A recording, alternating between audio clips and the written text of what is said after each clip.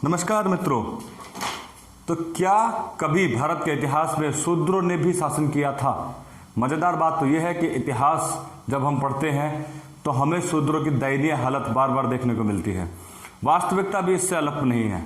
अगर आप आज भी आज़ाद भारत में भी देखेंगे तो आप एक राजनीतिक गतिविधि को देखेंगे कि किस दशा में जातिवाद भारत पर हावी रहा। और सबसे बड़ी बात, भारत में एकमात्र पहली बार किसी शूद्र का हमें शासन मिलता है। पहली बार भी कहेंगे और मुख्यतः अगर हम पूरे भारत की बात करें तो अंतिम बार भी कहेंगे। जी हाँ, बौद्ध ग्रंथों के अनुसार एक क्षत्रिय राजा को मारकर गद्दी पर बैठने वाला महापद्मनंद शूद्र था, ऐसा हमें किताबों में मिलता है। हमने पिछले अध्याय में भी आपको बताया था कि शिशुनाग का जो पुत्र था कालाशोक, उसकी हत्या कर दी जाती है और ऐसा लिखा गया है महाबोधि वंश में कि हत्या करने वाला महापद्मनंद होता है। महापद्मनंद ही नंद वंश का संस्थापक बनता है। सन 344 ईसा पूर्व, यानी कि 22 वर्ष बाद कालाशोक की हत्या के उपरांत मगध के सिंहासन पर आता है नंद वंश और इसकी स्थापना का क्रेडिट जाता है महापद्मनंद को। महापद्मनंद सबसे शक्तिशाली राजाओं में गिना जाता है, जिसके पास एक बहुत विशाल सेना हुआ करती थी और उस विशाल सेना में अनेक हाथी, घुड़सवार और रथ शामिल हुआ करते थे। इसी शक्तिशाली सेना के दम पर महापद्मनंद ने कई उपाधियां अपने ऊपर लागू की। उपाधियों में देखा जाए तो पुराणों में महापद्मनंद का नाम उग्रसेन मिलता है। ध्यान से आप सुनिए, उग्रसेन हमें पुराणों में नजर आता है, महापद्मनंद का नाम। जबकि इसने स्वयं को एकराट की उपाधि से नवाजा था। इसने न सिर्फ कालाशोक की हत्या करी थी, उसके अतिरिक्त इसने उस क्षेत्र में शामिल सभी क्षत्रिय राजाओं की हत्या की थी, जिस कारण इसे एक और उपाधि मिलती है। उस उपाधि का नाम है सर्वछत्रांतक। सर्वछत्रांतक की उपाधि इसे मिली थी सभी क्षत्रियों का नाश करने के उपरांत, हत्या करने के बाद। सर्वछत्रांतक, सभी क्षत्रियों का नाश करने के उपरांत। मजेदार बात तो यह है कि इस राज्य ने अपने विस्तार की वो उपलब्धियां हासिल की जो इससे पहले प्राप्त नहीं हुई थी। ये उस दौर का अभी तक का सबसे शक्तिशाली राजा था। इसने अपने राज्य की सीमा व्यास नदी तक कर ली थी। इसका मतलब ये था कि जो महाजनपद अभी तक हमें मिलते हुए नजर नहीं आ रहे थे, पांचाल, कुरु, वत्स से ऊपर के इलाके, सूरसेन, चेदी, वो सारे साम्राज्य अब मगध साम्राज्य में मिल गए हैं। मगध साम्राज्य अब कितना बड़ा और विस्तृत हो गया है अब मुझे बताने की आवश्यकता नहीं है। महापद्मनंद के काल में ही महर्षि पाणिनि भी हुआ करते थे।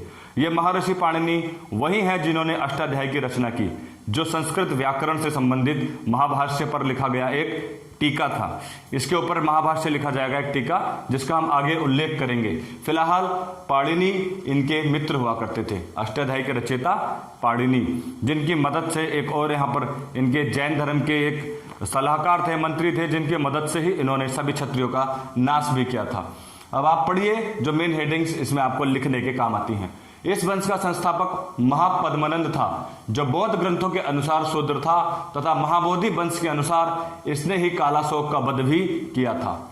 पुराणों में इसे उग्रसेन के नाम से जाना जाता है। सभी क्षत्रियों का अंत करने के कारण इसे छत्रांतक की उपाधि भी दी जाती है। देखिए, मैंने आपको पहले ही बताया, इसने स्वयं को एकराट भी कहा है। संभवतः इसने अपने राज्य का विस्तार व्यास नदी से लेकर गोदावरी तक कर लिया था। गोदावरी नदी के किनारे भारत का एकमात्र दक्षिण भारत का महाजनपद हुआ करता था, जिसका नाम है अस्मक। इसका उल्लेख हमने पिछले अध्याय में आपको, जब हमने महाजनपद पढ़ाए थे, तो कर दिया था। ठीक, अब इसके बारे में सबसे बड़ी जानकारी मिलती है कि यह जैन धर्म का पोषक था। ऐसा उल्लेख हमें खारवेल के हाथी गुम्फा अभिलेख से मिलता है। खारवेल उस समय कलिंग का राजा हुआ करता था। कलिंग उस दौर का सबसे शक्तिशाली साम्राज्य था, जिसे जीतने के लिए अशोक ने भी कड़ी मेहनत की थी और उसके बाद उसका हृदय परिवर्तन भी हुआ था। परंतु उस दौर में इस शक्तिशाली राजा महापद्मनंद ने कलिंग को जीता और उसके बाद वहां जानकारी हमें मिलती है कि इसने कलिंग को जीतने के बाद वहां पर नहरों का निर्माण कराया। हाथी गुम्फा अभिलेख अक्सर परीक्षा में सबसे ज्यादा पूछा जाता है, जिसका संबंध खारवेल से है। उसी के अनुसार हमें पता चलता है कि इसने महापद्मनंद ने वहां पर नहरों का निर्माण कराया और कलिंग में प्राप्त हाथी गुम्फा अभिलेख से ही हमें यह भी प्राप्त होता है कि यह जैन धर्म का पोषक था, क्योंकि ये वहां से महावीर स्वामी की मूर्ति लेकर मगध गया था, जो साफ संकेत देते हैं कि महापद्मानंद एक शक्तिशाली साम्राज्यवादी राजा होने के बावजूद जैन धर्म का पोषक भी था। जैन धर्म के कई राजाओं का उल्लेख अभी हम आगे आपको बताएंगे। इस वंश को नवनंद वंश भी कहा जाता है, क्योंकि महापद्मानंद के 8 पुत्र थे और ऐसा माना जाता है कि उन्होंने बारी बारी से शासन किया। हालांकि उनमें सबसे प्रसिद्ध घनानंद था, जिसका उल्लेख अभी हम करने वाले हैं। वास्तव में घनानंद की उपलब्धियां बहुत बड़ी थी, हम उसके बारे में भी बात करेंगे। तो ये था महापद्मानंद, जो नंद वंश के संस्थापक थे। महापद्मानंद के बाद उसके 8 पुत्रों के कारण इस वंश को नवनंद वंश भी कहा जाता है। इनमें सबसे प्रमुख था घनानंद। अब घनानंद के कैरेक्टर पर हम जाते हैं। देखिए, घनानंद एक प्रकार से थोड़ा अहंकारी था। हालांकि पिता द्वारा प्रदत्त बहुत बड़ी सेना थी उसके पास। उस दौर पूरे विश्व में सबसे बड़ी सेना लेकर महापद्मानंद का पुत्र घनानंद था। तकरीबन 2 लाख सैनिक हुआ करते थे महापद्मानंद के पास। उन 2 लाख सैनिकों में मैं आपको बताऊं कि 20,000 घुड़सवार थे, 2,000 रथ थे, 3,000 हाथी थे। इतनी विशाल सेना से लड़ाई मोल लेने की किसी की हिम्मत नहीं हुआ करती थी। यह भी मजेदार बात है कि इतनी विशाल साम्राज्य घनानंद के पास था। परंतु घनानंद बहुत घमंडी और अहंकारी टाइप का था, जिसने अपने शासन में अत्यधिक कर जनता पर लगा दिया था। इतनी विशाल सेना को तैयार करने के लिए कर तो लगना ही था, और जब कर लगा दिया था तो उससे जनता रुष्ट रहती थी, नाराज रहती थी। इसी के दरबार में एक चाणक्य नाम का आदमी था, जिसका नाम विष्णुगुप्त है। आपको उसका नाम कौटिल्य भी मिलेगा। जब हम चंद्रगुप्त मौर्य के बारे में पढ़ाएंगे तो डिटेल में उसके बारे में हम आपको बताएंगे। तो क्या होता था कि पुरानी परंपरा रहा करती थी वेदों के अनुसार भी, कि शासन तो एक क्षत्रिय करेगा, उसको आवश्यकता होगी पुरोहितों की। पुरोहित से तात्पर्य पंडित था, मतलब दिमाग पंडित का होगा और शासन एक राजपूत करेगा। भुजा राजपूत की होगी, यानी कि युद्ध के मैदान में ब्राह्मण नहीं उतरेगा, राजपूत उतरेगा। लेकिन बुद्धिजीवी होने के कारण एक पुरोहित, एक ब्राह्मण दरबार में अवश्य होगा।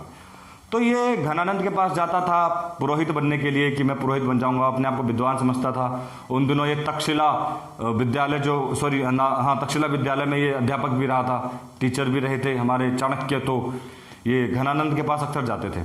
और घनानंद, क्योंकि ये वंश क्षत्रियों से, ब्राह्मणों से बहुत अपोजिट रहा करता था, ये बिल्कुल पसंद नहीं करता था, तो घनानंद इसका अपमान करके भगा देता था। बार बार यही घटनाक्रम होता रहता था, चाणक्य आए और भगा दिया जाए। एक बार, कई बार इससे बहुत ज्यादा परेशान हुआ घनानंद और इसकी हत्या की भी योजना बनाई। उसको लगता था कि ये षड्यंत्र रचेगा, ये ब्राह्मण बुद्धि है, कुछ ना कुछ दिमाग में चल रहा होगा। तो अब देखिए, दिमाग देखिए आप चाणक्य का। इसने एक बार उसके पीछे अपने सैनिक दौड़ाए मारने के लिए, चाणक्य को मारने के लिए। चाणक्य को ये जब पता चला कि कुछ सैनिक घनानंद द्वारा मुझे मारने के लिए भेजे जा रहे हैं, तो ये अपनी कुटिया में था। ये कुटिया में था, इसको मारने के लिए सैनिक आए। इसने कुटिया का दरवाजा बंद करा और गेट नहीं खोला, और ये बाहर, कुटिया के बाहर इसने क्या करा, किसी जानवर की पूंछ के बाल लटका दिए बाहर, छेद करके कुटिया से बाहर लटका दिए, और अपना दरवाजा बंद करके कूद के बाहर चला गया। तो जब घनानंद के सैनिक आए, घनानंद के सैनिक जब आते हैं, तो सैनिक वहां पर देखते हैं कि दरवाजा नहीं खोल रहा, शायद अंदर कोई है, और बाहर देखते हैं कि बाल निकले हुए हैं। उनको लगता है कि ये चाणक्य की चुटिया होगी, कुटिया में चुटिया। तो वो क्या करते हैं, वो उस चुटिया में आग लगा देते हैं, जिससे क्या होता है, पूरी झोपड़ी राख हो जाती है। और घनानंद के सैनिक ये मान लेते हैं कि चाणक्य भी इसमें मर गया। वो जाकर घनानंद को ये सूचना देते हैं कि चाणक्य अब नहीं रहा। चाणक्य खुश, घनानंद खुश, चलिए उनका एक दुश्मन खत्म हो गया। जैसे ही घनानंद खुश होता है, वैसे ही चाणक्य सामने आ जाता है और कहता है, हाँ पुरोहित चाहिए। अब मत्था भनक जाता है घनानंद का, ये क्या हो रहा है भाई, इसको मारने की योजना बनाई, हम तो जश्न बना रहे हैं, ये सामने है।